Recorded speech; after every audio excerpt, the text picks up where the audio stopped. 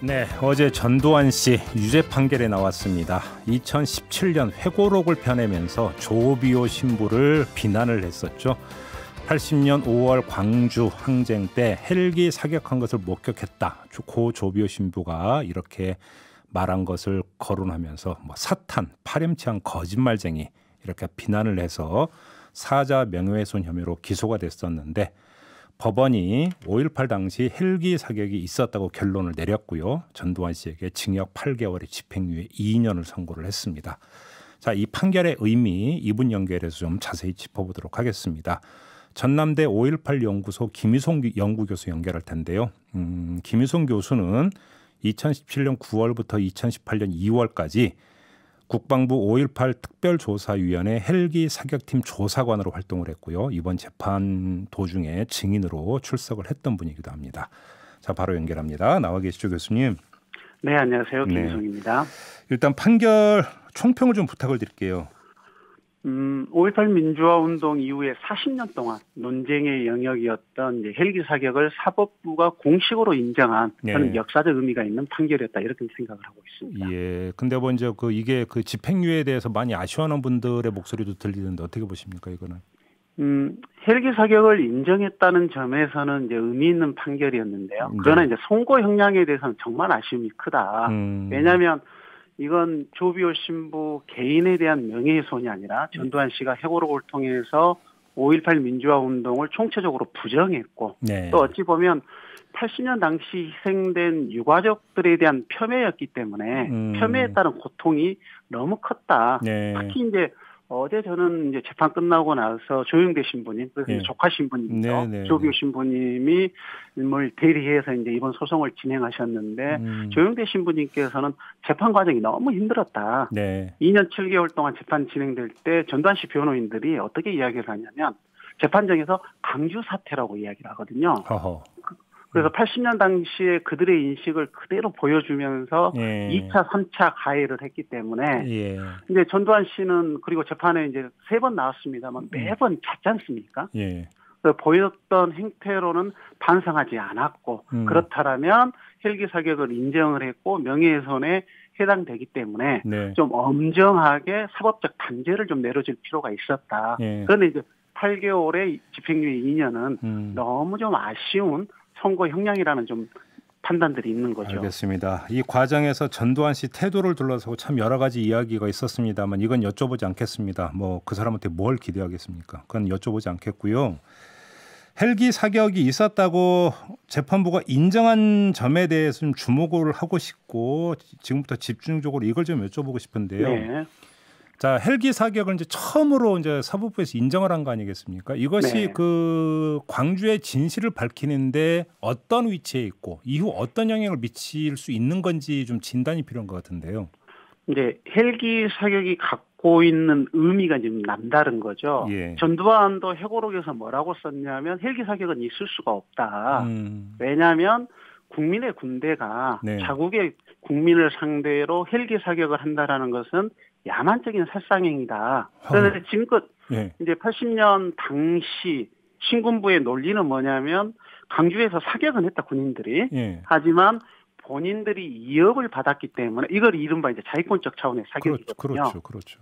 그래서 시민들도 잘못했고 군도 잘못했다라는 양비론 양시론적인. 근데 이제 헬기 사격은 본인들도 인정하듯이 이건 어떤 자위권 사격하고는 차원이 다른 사격이기 때문에 지금껏 이제 부정해 왔죠. 근데 그걸 사법부가 인정했다는 점에서 5.18 민주화 운동에 대한 이제 제대로 된 역사적 판단 그리고 이제 국민들도 이제 5.18 민주화 운동하면 또 애국된 인식을 갖고 계신 분들이 많기 때문에 이번 사법부 판단이 여러 가지 점에서 의미가 있는 거죠. 근데 이제 헬기 사격이 있었음이 인정이 됨으로써 그럼 여기서부터 시작을 해가지고 그러면 이게 어느 계통을 통해서 어떻게 명령이 내려서 헬기 사격까지 갔는가 이걸 또 밝혀야 되는 거 아니겠습니까? 그렇죠. 그래서 이제 이번 재판 과정에서 첨예한 쟁점이었거든요. 단지 이제 헬기 사격에 대한 쟁점만이 아니라 5.18 민주화 운동 진상규명에 대한 쟁점이 이번 이제 재판 과정에 그대로 보여줬고 특히 이제 전두환 씨 측은 헬기 사격을 목격했다는 것 자체가 허구다. 그리고 헬기 사격이 이러이런 이유로 존재하지 않는다. 특히 이제 문제가 되는 측면들은 뭐냐면 목격자들한테 피해자들한테 너의 피해 사실을 입증하라고 주장해 왔거든요. 이게 이제 5.18 민주화 운동이 국가폭력이지 않습니까? 그렇죠. 국가폭력이면 국가가 입증을 해야 되는데 이제 역설적으로 피해자들에게 피해 사실을 입증을 해라. 근데 이제 목격 사실 말고는 군 기록이라든가 군 작전은 본인들이 집권했던 시기에 다 은폐하고 왜곡했기 때문에 시민들이 목격했던 헬기 사격에 관한 군 작전 기록은 지금까지 존재하지 않았죠. 바로 그걸 여쭤보고 싶어서인데요. 지금 교수님께서는 5.18 특조위 헬기 사격팀 조사관으로 활동을 하신 바가 있지 않습니까? 네. 자, 그러면 지금부터 헬기 사격의 진실, 그러니까 그 궁극적으로는 그러니까 누가 명령을 내렸는가, 그 정점에 누가 있는가까지 밝혀야 되는데 밝혀낼 수 있는 겁니까?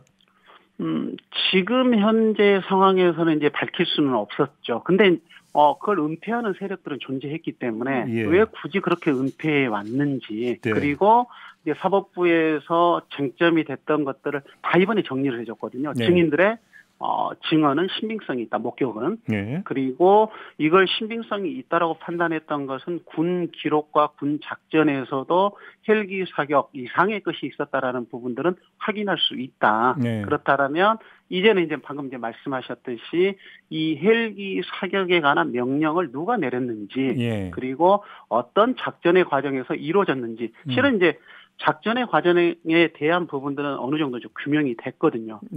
하지만 헬기 사격 자체가 인정받지 못했기 때문에 그 작전에 대한 부분들을 공식화시키지 못했던 부분들이 있었는데 이번에 이제 헬기 사격 자체가 인정됐기 때문에 좀 더 이제 진전된 조사도 가능해진 거죠. 그러니까 우리가 아직까지 사실 공식적으로 발포 명령자가 밝혀지지를 못한 상태잖아요. 네, 그렇죠. 그 발포 명령자와 헬기 사격 명령자는 동일 인물이라고 보는 게 상식적인가요? 어떻게 봐야 되는 겁니까? 동일 인물일 수밖에 없는 거죠. 그렇죠. 그들이 5월 21일 지금 이제 조비오 신부님이 목격했던 날은 5월 21일이었거든요. 그래 5월 21일 금남로에서 1시경에 집단 발포가 있었고 조비오 신부님은 1시부터 3시 사이에 이제 광주천 인근에서 헬기 사격을 목격하신 거거든요.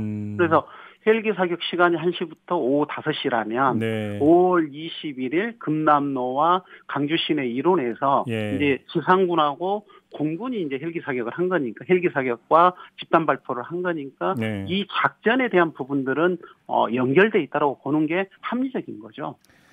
그래요. 그러니까 아무튼 어제 이 판사도 밝힌 거지만 어제 법정에서 내려진 결론은 전두환 씨가 사자 명예훼손을 했는가 안 했는가 이 부분이지 사실은. 네, 그게 쟁점이죠. 진실, 그러니까 그 헬기 사격의 진실이 무엇인가, 그다음에 발포 명령자는 누군가 이것까지 했던 건 아니지 않습니까?